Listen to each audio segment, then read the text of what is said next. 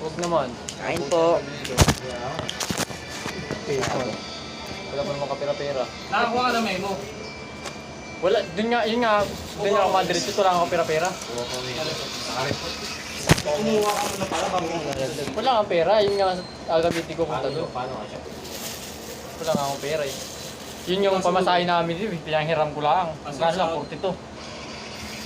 Oh, pamasahe namin pabalik, wala pa. Baka di ka rin makakuha memo. Sir, pera nga akong ano? Coupon ban, kung gagawin ako ano. Sabi mo na yung totoo, no? Deadpool, wala. Kaya di ka nakakontak mo. Yung nakachat ka sa akin ng Lunes. Saka naglipat ka ng bahay, sabi mo. Wala akong coupon ban, sir. Bibigyan ka naman yan dun. Ay, gagawa na ako para diretso na. Ganoon dyan eh, magpapalit ka rin din ng leave form eh. Yung absent ko. Sabi ng coach pa yan. Wala, may muna ko. Anak mo? Oo.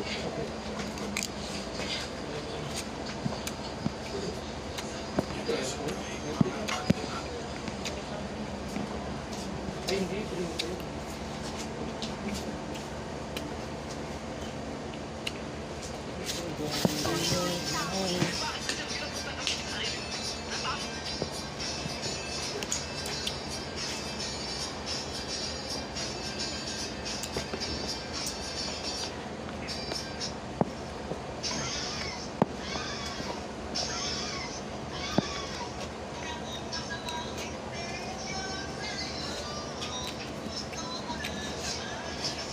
Hindi naka-jacket yun, hindi.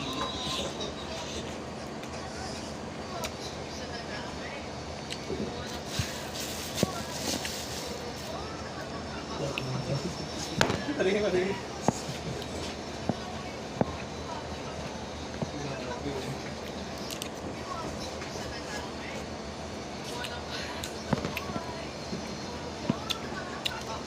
Boyfriend niya?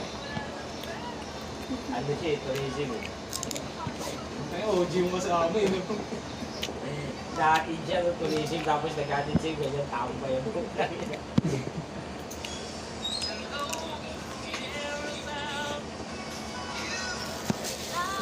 Pagod lang yun din.